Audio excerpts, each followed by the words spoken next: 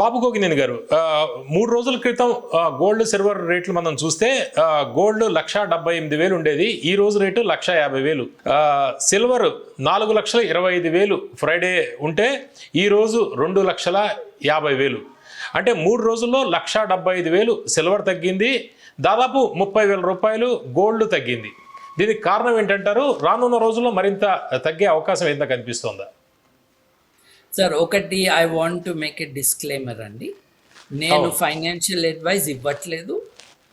ఇది పెరిగినా తరిగినా నాకు లాభం కానీ నష్టం కానీ లేవు. నా దగ్గర గోల్డ్ కానీ సిల్వర్ ఆస్తులు నా కుటుంబంలో లేవు. సో స్పెక్యులేషన్ గురించి కాదు, ఒక అనాలిసిస్ లాగా మనం తీసుకుందాం. అనాలిసిస్ మాత్రమే. ఇది విని ఎవరు వాళ్ళ నిర్ణయాలు వాళ్ళు తీసుకోవాలి. నేను సలహా ఇవ్వట్లేదు. నేను కేవలం విశ్లేషణ మాత్రమే చేస్తాను. నేను ఎప్పుడో 1 సంవత్సరం పాటు ఇంటర్నేషనల్ ట్రేడ్లో ఒక పోస్ట్ గ్రాడ్యుయేట్ క్వాలిఫికేషన్ పొందానన్నది తప్పిస్తే అంతకు మించి నాకు ఎక్కువ ఇన్డెప్త్ అండర్స్టాండింగ్ లేదు. బట్ ప్రపంచ చరిత్రలో బంగారము, వెండి యొక్క growth in price, in value ఎప్పుడూ కూడా పైకి వెళ్తూనే ఉన్నది. మధ్య మధ్యలో ఊపిరి తీసుకుంటుంది, కాస్త కరెక్షన్ జరుగుతుంది, మళ్ళీ పుంజుకుంటుంది.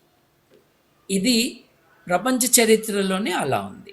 గత 100 సంవత్సరాల్లో మనం మ్యాప్ గ్రాఫ్ గీసుకుంటే మనకు తెలుస్తుంది. ఓన్లీ 3 days అంటే కరెక్షన్, చాలా హ్యూజ్ కరెక్షన్. ఇప్పుడు అదే అక్కడికే వస్తున్నానండి. మనం గోల్డ్ రిజర్వ్, గోల్డ్ ఓనర్షిప్ అన్నది మనం సెక్యూరిటీ కోసం ఇన్వెస్ట్ చేసుకుంటాం. ఇన్వెస్ట్మెంటు, స్పెక్యులేషను ఒకటి కాదు. ఇప్పుడు గోల్డ్ చకచకా పైకి వెళ్తుంది కాబట్టి నేను కూడా ఎక్కేసేసి ఈ నిచ్చెన ఎంత పైకి ఎక్కగలిగితే ఎక్కేసి ప్రాఫిట్ టేకింగ్ తీసుకోవాలి అని అనుకున్నప్పుడు దెబ్బలు తింటారు. స్నేక్ ల్యాడర్ లాగా అయిపోతుంది. ఇప్పుడు వైకుంఠపాలి ఆడటానికి కాదు ఇన్వెస్ట్మెంటు, రిజర్వ్స్. అయినా కూడా క్రితం సంవత్సరం జనవరి 1వ తారీఖు మీరు ఒక 10 గ్రాములు గోల్డ్ కొన్నారండి. ఈ సంవత్సరం 1 ఫిబ్రవరికి మీరు నష్టంలో ఉన్నారా, లాభంలో ఉన్నారా? చాలా మంచి లాభంలో ఉన్నారు.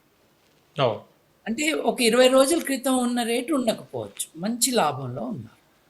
అంతేకాదు, ఇదే మీరు బ్యాంకులో ఫిక్స్డ్ డిపాజిట్లో పెట్టుంటే ద్రవ్యోల్బణం యొక్క రేటునన్నా మీరు రీచ్ అయి ఉండేవాళ్ళ, బ్యాంక్ ఇంట్రెస్ట్. ఇట్లా మనం లెక్కలు వేసుకోవాలి. ఇది ఇన్వెస్ట్మెంట్తో సంబంధం. ఈ స్పెక్యులేషన్ ఉంది చూసారా, ప్రాఫిట్ టేకింగ్ స్పెక్యులేషను, అది చేసేవాళ్ళు ఎప్పుడైనా దెబ్బతింటారు. స్టాక్ మార్కెట్లో కూడా దెబ్బతింటారు. సో మీరు ఒక 10 గ్రాములో, 20 గ్రాములో, 50 గ్రాములో మీరు కొనుక్కుని తాపీగా కూర్చుంటే ఓ సంవత్సరమో 2 ఏళ్లకో మీకు రావాల్సిన రిటర్న్స్ మీకు వస్తాయి. బ్యాంకులో పెట్టిన దానికంటే ఎక్కువే వస్తాయి, కొన్ని స్టాక్స్లో పెట్టేదానికన్నా ఎక్కువ వస్తాయి. ఇవాళ గోల్డ్కి ఛాలెంజ్గా ఏముందంటే అంత సెక్యూరిటీ కానీ అంత స్టెడీనెస్ కానీ లేకపోయినా బిట్ కాయిన్ కానీ క్రిప్టో కరెన్సీ కానీ ఉంది. ఇప్పుడు నిర్మలా సీతారామన్ గారి బడ్జెట్ క్రిప్టో విషయానికి అడిక్వేట్ అటెన్షన్ ఇవ్వలేదు. డిజిటల్ ఎకానమీ, డిజిటల్ రూపీ అని అన్నారు. ఏది డిజిటల్ రూపీ? ఏది క్రిప్టో పాలసీ? ఏది లేదు. ప్రపంచవ్యాప్తంగా క్రిప్టో వైపుకి ఆర్థిక వ్యవస్థలు వెళ్తూ ఉన్నాయి. మనం దూరం పెడుతున్నాం కదా క్రిప్టోని. సారీ అండి, మనం దూరం పెడుతున్నాం కదా క్రిప్టో కరెన్సీని. మనం దూరం పెడుతున్నాము. దానివల్ల వచ్చే ఇన్సెక్యూరిటీసు, ఈ డేంజరస్ స్పెక్యులేషను అన్నది ఒక సీరియస్ కారణం. కానీ ప్రపంచ ఆర్థిక వ్యవస్థ digital economy and crypto currency వైపు వెళ్తుంటే మనకి ఏదో ఒక పాలసీ ఉండాలి కదా, అది లేదు.